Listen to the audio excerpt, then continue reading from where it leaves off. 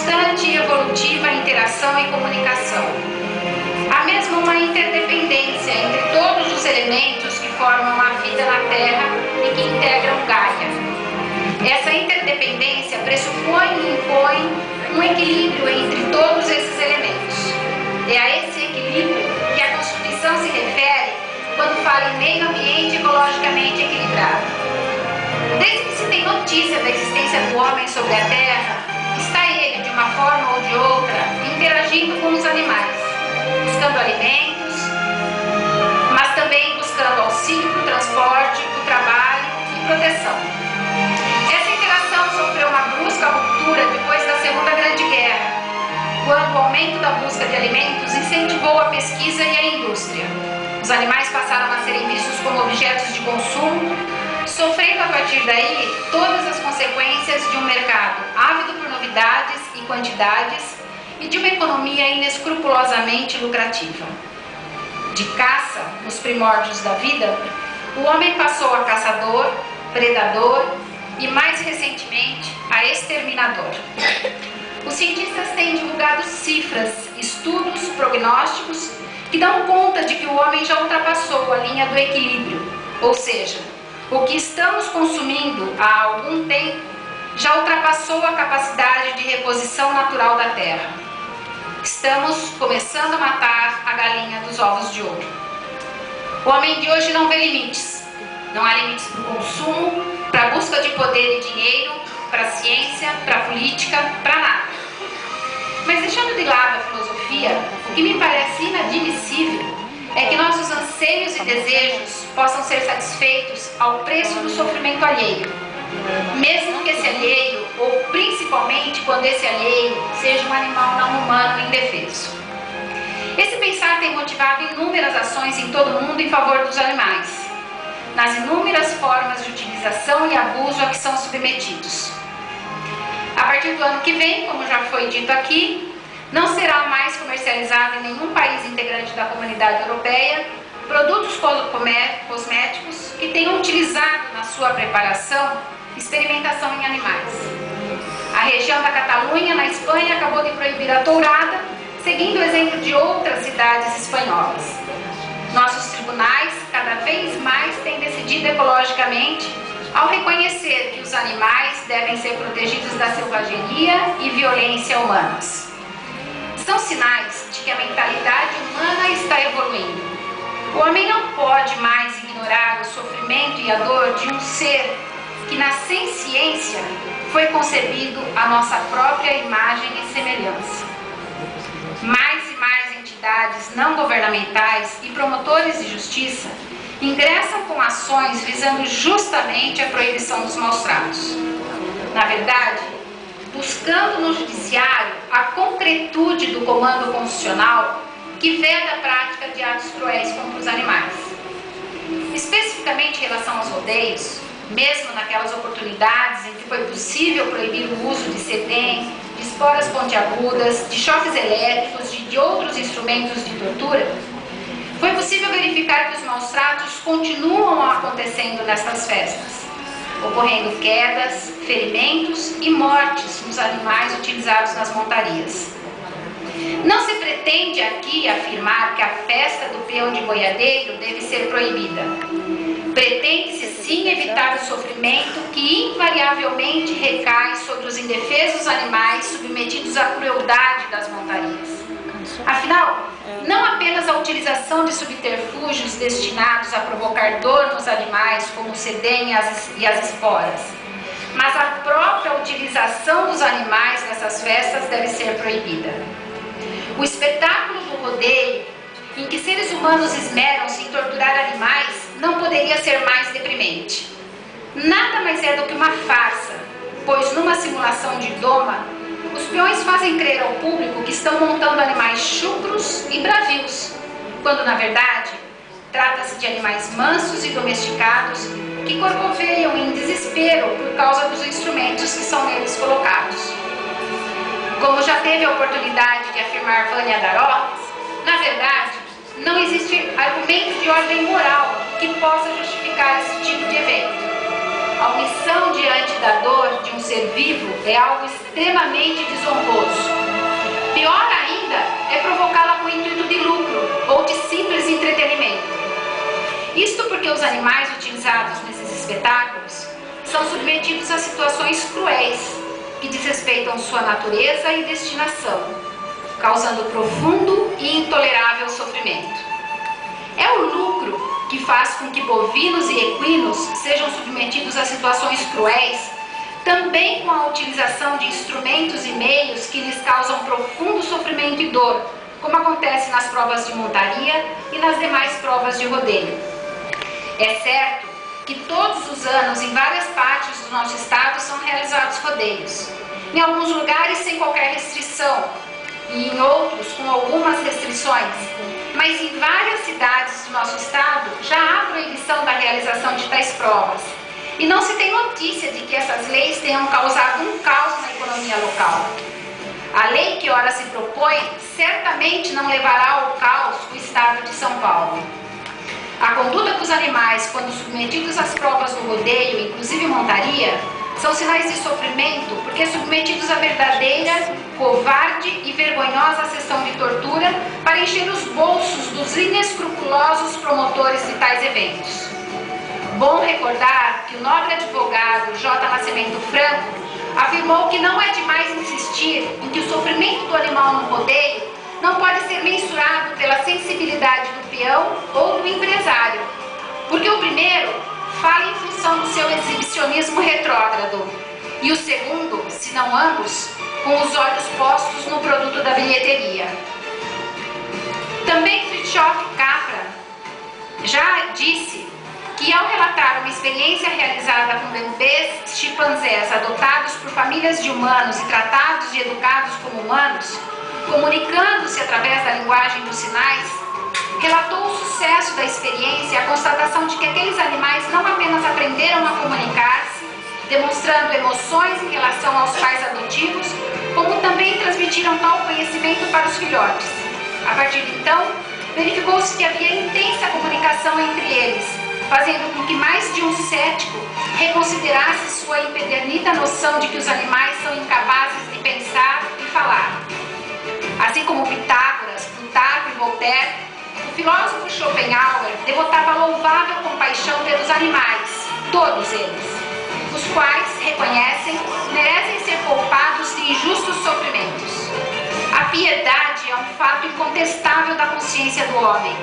É-lhe essencialmente própria e não depende de noções anteriores, de ideias a priori, religiões, dogmas, mitos, educação e cultura.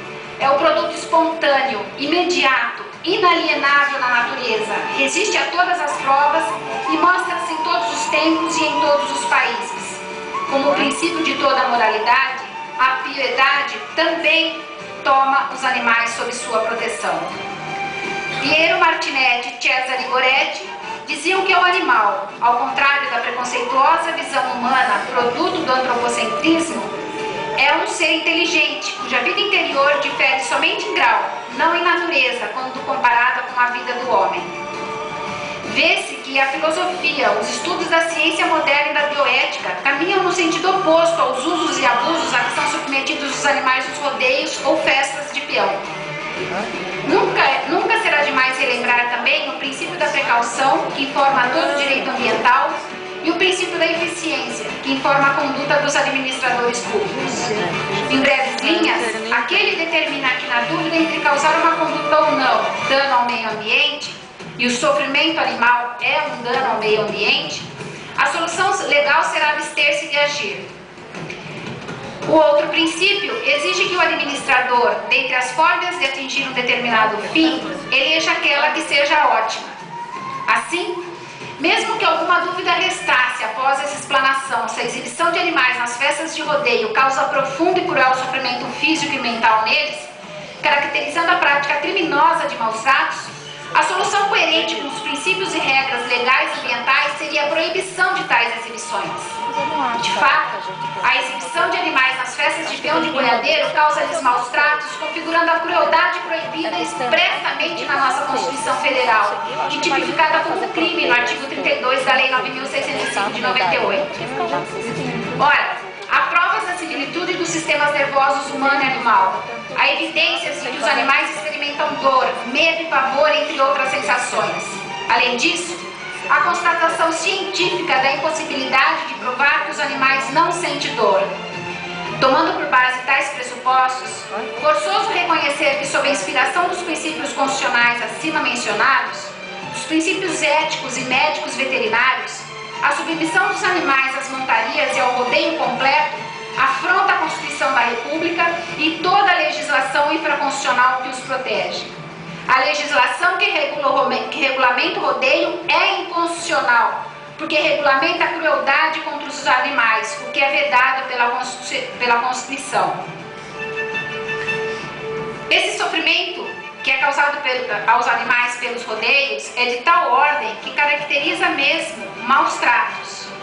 Considerando as diretrizes da Política Nacional de Educação Ambiental, bem como a circunstância de que nos rodeios há frequência indiscriminada de crianças e adolescentes, questiona-se que exemplo esse espetáculo grotesco de covarde selvageria, proporcionada pelos peões e que submetem os animais a inequívocos atos de crueldade, dá a esses seres informação.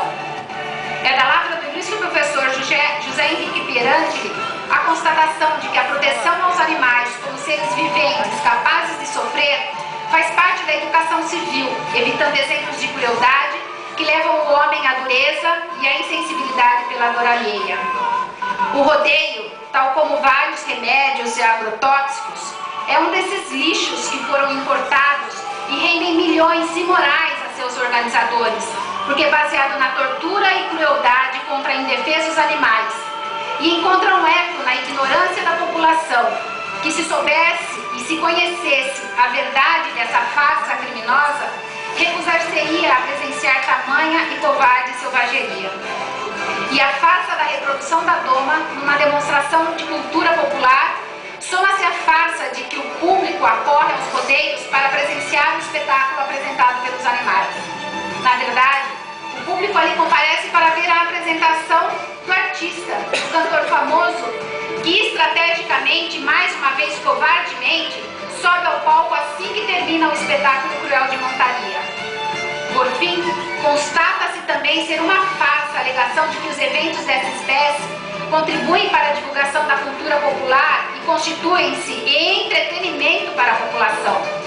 Durante todo o período da festa, o que se vê é um aumento considerável do registro de ocorrências policiais, especialmente de agressões físicas, furtos e roubos de veículos e casas, para dizer o menos. O espetáculo revela-se, então, não apenas como uma oportunidade para o crime, mas como incentivo mesmo para a prática delituosa, reforçando uma das ideias postas no sentido de que a sensibilidade demonstrada em relação aos animais leva à insensibilidade em relação ao homem. É necessário, então, que se dê um basta a tanta impunidade, a tanto descaso, a tanta demonstração gratuita de violência contra o ser vivente. Há necessidade de arejar a mentalidade tacanha e mostrar a nossas crianças e adolescentes, tão carentes de bons exemplos, que o respeito a um ser vivo e indefeso é condição essencial para a formação de um caráter nobre, de um cidadão que possa contribuir para o aprimoramento de uma sociedade esclarecida, que hoje se encontra saturada de desmandos, ilegalidades, violências e impunidades. Uma última palavra, que é ao mesmo tempo uma homenagem e um depoimento. Esta fala, com os valores, sentimentos e esperanças, aqui traduzidos em palavras e acorrentados pela forma, é dedicada à égua plataforma, morta no último rodeio que atuei em Itu. Desesperada pela dor, já que acabara de ser montada, relutava em atender seu condutor e voltar para o brete. Este, porque não poderia atrasar a próxima montaria, pode encerrar, porque ele começa a travar agora. Esse cuidador, porque ele não poderia atrasar a próxima montaria, a puxava fortemente pelo reino, e ela se esticava e balançava a cabeça, tentando fugir do seu algoz. até que ao aproximar-se do brete, recusando-se a nele ingressar, forçando seu condutor a puxá-la com mais força para tentar submetê-la, acabou batendo a cabeça no ferro da estrutura. Imediatamente caiu na arena e ali ficou. Por um segundo tudo silenciou. Por um segundo não havia mais palhaços, peões, narradores, música alta, piada ao microfone, palmas, nada.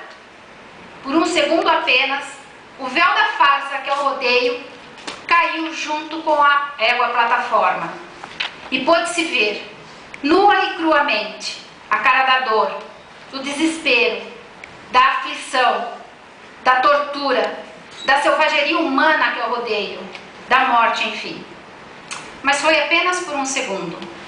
Que o seu sacrifício, plataforma, não tenha sido em vão. Obrigada.